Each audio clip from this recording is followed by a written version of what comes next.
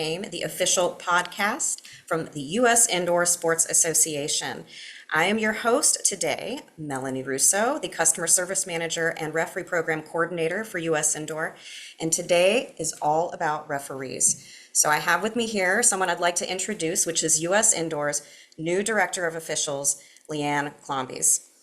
So Leanne, thank you so much for joining us today. I'm really excited to talk a little bit more about officiating and refereeing and how U.S. Indoor ties into all of that, but also your experience with officiating and kind of some of the things that you've learned and why quality officiating is so important at your facility. So the first thing I want to ask is where you're calling in from today. Good morning, Melanie and everybody. I am calling in actually from the East Mountains outside of Albuquerque, New Mexico. It's beautiful awesome. up here. Yeah. And yeah. And can you tell us a bit about the facility that you are normally officiating at? I know you do a lot of officiating and mentoring in your state, but what facility do you call home in New Mexico there? So I currently am the head referee and instructor over at International Indoor Soccer, which is in Albuquerque. It's just a regular soccer arena. We do co-ed, men's, women's, and then we have also a youth league. Awesome, awesome. So of course, the first question I have for you is what got you started in officiating? Well, this is kind of a crazy story, a little bit sad too, is my husband passed away when my kids were little. I had an 8-day-old baby and a 2-year-old. And when they got a little bit older, they wanted to play soccer. So the best way to do that is to become the coach, right? Because if you're the coach, then you manage your day and your program and stuff like that. So I became a soccer coach. I soon realized I had no idea how the rules worked because I have played the violin since I've been 3 years old. Oh, wow. So give me a violin and I'm good. Give me a soccer ball. I had no idea what I was doing. But it was, again, it was the best way to manage my family as a single parent. So I thought to myself, who knows the rules? Well, referees know the rules. So I quickly took a referee class to learn what the rules were, and surprisingly found out that I enjoyed it.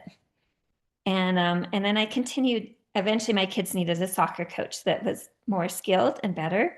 And actually, neither one of them play anymore. But I continued to referee and develop from outdoor and then now doing indoor refereeing.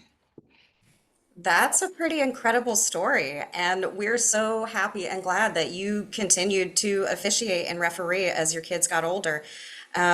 You mentioned that they don't play anymore, but for you, what's kind of kept you passionate about refereeing after all this time?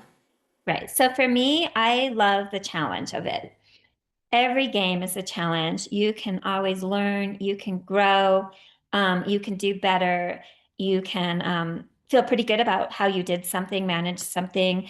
Other days you're like, wow, what could I do better? How could I improve? And I'm also very passionate about growing referees in our state and about developing women referees in our state.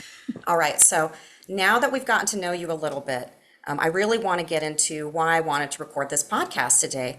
A lot of facilities, I feel like, tend to get so busy and wrapped up in the other needs of their facility and their programming and their staff and their customers that oftentimes, and not purposely, who ends up refereeing the games tends to be one of the last things that's coordinated as far as programming goes for games and officiating in different facilities. And I really want to talk about why that's not a great idea, why you should be thinking of referees and officiates as one of the first things, especially if you want to dial in your programming at your facility. So first thing I want to talk about is what are some of the benefits of having indoor games officiated by trained and certified referees? In other words, folks that are consistently trained along the same official rules, and not only that, but also have the same consistent training in concussion and safety as well. Okay. So one thing we do in our training is everybody has to take a concussion course and again, a safety course, which is required by US Indoor. I am a healthcare worker, so I feel very passionate about these things and I make sure that we follow this very closely. And that leads into, again, why you want to have a certified official and a trained official is for safety. I would say number one thing is the safety of the players. So in our facility, we've implemented something that somebody, if they do get a pretty hard knock to their head, they're adults. So a lot of times they still want to play and not make the wisest decisions, but we still have them step out. They need to step out, make sure they're okay. Most places don't have a trainer on staff to check them out. But at least if they take a moment and a lot of times if they don't feel good, they make the right choice and don't come back in. So, so again, safety, player safety, number one. And basically, what you're saying is that oftentimes your referees, your officials are going to be the initial first line of action when it comes to safety issues, when it comes to accidents or injuries or things like that. So it is really important that you have someone out there who's competent and knows what to look for and how to act in a controlled situation so people don't panic. But yeah. And the other side I want to talk about is what are some of the red flags that you might see in a facility or a soccer program specifically that lets you know that it's suffering from poor officiating or poor referee management? What would that look like in a facility or a program? Okay. So I think one of the biggest red flags is, as we all know, soccer is a very passionate sport and emotional, and people get very, like, their game is the World Cup. It's the most important thing. So it's the red flags are not to be able to control some of those situations where you have players that fight and argue, fights break out. Again, comes down to safety. The referee becomes the person who's that first, again, line of defense to try to resolve any conflicts, to keep the game fun and safe, and hopefully stop any fighting that breaks out. But it still happens from time to time.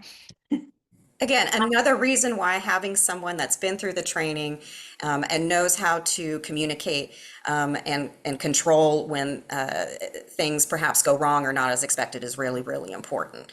You definitely want to consider that person not as an afterthought, but as part of your whole team, like you would almost a staff member, essentially. They may even be a staff member at your facility. So say a facility is having trouble with its indoor soccer programming and it's really coming down to the officiating.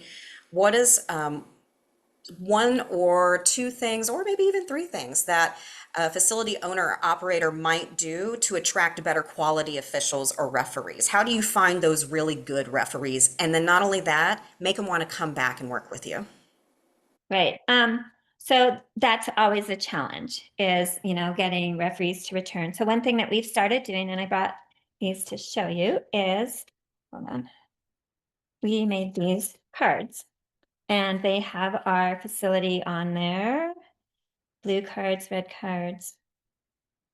And when they return for the second year, we give everybody a set of cards. So we're trying to come up with different incentives of things for people to do. Referee of the year or of the month. We're currently in the process of making a form where people can also say the things they like about the referees, because they're very quick to complain about the referees. But Absolutely. we need to build our referees up. And we're also providing mentoring and training, which is also a very important part of retaining referees and keeping high quality referees. Because I think another big challenge that probably a lot of facilities face is the consistency.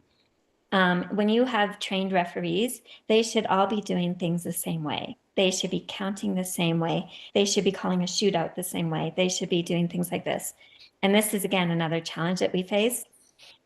And the good part about when I go in and I ref, I realize what our referees are not doing consistently. And then we Exactly. can go in and we can address it as a facility and try to make things better for everybody. No, those are some great points. And obviously, USIndoor is part of our programming is referee certification and training.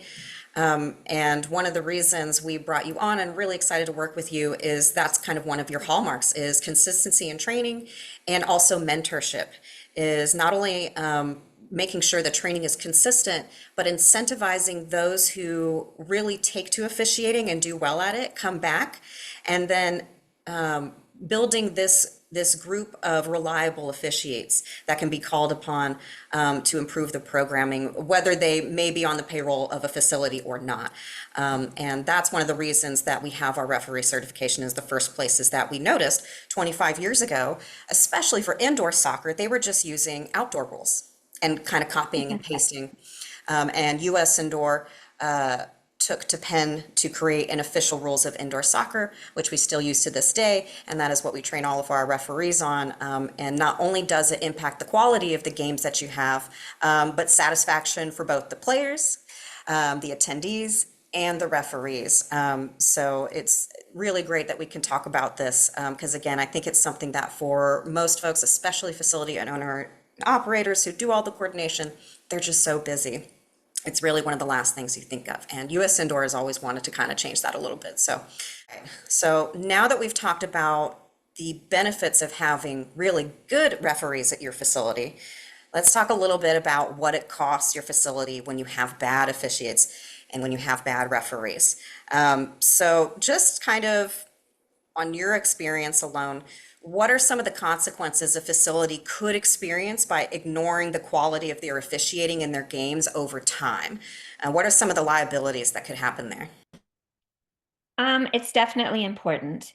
And what happens is, again, people are passionate and emotional about their soccer game.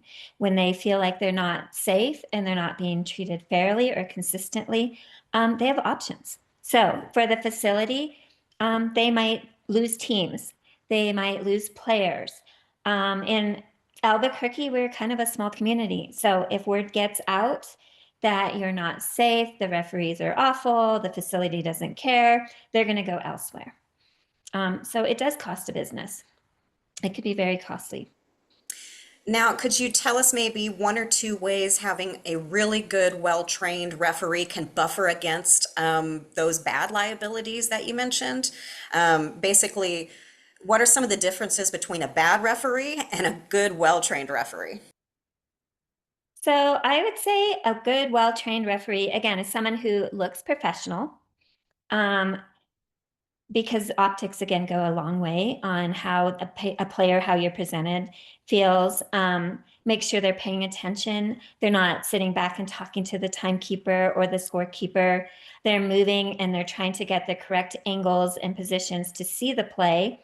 And in our facility, we only use one referee, so sometimes you just can't see it all. And if you can very quickly tell the players, "I'm sorry," own it. If you make a mistake, we make mistakes. Everybody makes mistakes. The players make mistakes, the referees make mistakes, but the best way to kind of calm that down is just to very quickly, "I'm sorry, I didn't get a view on it. That might have happened," or some kind of thing. Acknowledge them. Don't argue back with them. Again, consistency on your calls goes a long, long way for And communication as well too. yeah. Not just the calls, but how you communicate those calls will really affect the tone of the game. And I'm glad you're bringing that up. And that's something we also talk about a lot in our program here. So say you're a facility owner or a program manager, and there's one thing you wanted to do this week to just make your indoor soccer programming better. What would it be? Um, I would say one of the biggest thing they could do also is a no tolerance policy. So any kind of, and this is so I'm also the state youth referee administrator for U.S. Soccer. And so I'm going to just bring this in a little bit, is U.S. Soccer has a big push right now against referee abuse because referees are often, they're abused verbally, physically, all these kind of things. And that's how you lose referees. Same in indoor. We will lose referees if the players are calling them name, verbally abusive to them, and even, of course, physically abusive to them. So a very strong no tolerance for that. We actually have partnered with a outdoor 77 place in our city and said, if you are verbally abusive or abusive to our referees in our facility, we are also going to let that facility know too, and you will be banned from us and from them. So because they would we'll go play over there. We'll go take our business there. Well, guess what? We're not going to allow you to treat our referees this way. So I would say something like that, putting in a very strong no tolerance. That is so important to talk about because, again, I think a lot of facility owners and operators, they're so busy, they have eyes on so many different things. No tolerance policies can often seem draconian in that you're limiting the amount of business to your facility, but in actually the long run, when you let these kind of quote unquote bad apples or bad behaviors into facility, it ends up poisoning the customer service and the quality of what you're able to offer in the long run.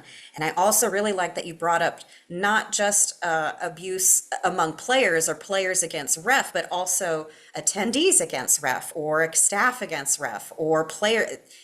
I think referee abuse is an under talked about topic, and I'm really glad that you're bringing it up. And we're definitely going to be incorporating more of that teaching into our training as well too, which I'm really excited about. That's pretty much all we have for today. Leanne, I really want to thank you for your time. Again, folks, this is Anne Klombies. She is the new Director of Officials at USIndoor. You're going to be seeing more of her in the future and more programming from us in the future. Again, if you're interested in any referee certification, you can learn about more by going to usindoor.com and visiting our memberships page. Again, thank you so much, Leanne, for your time today. Thank you, Melanie.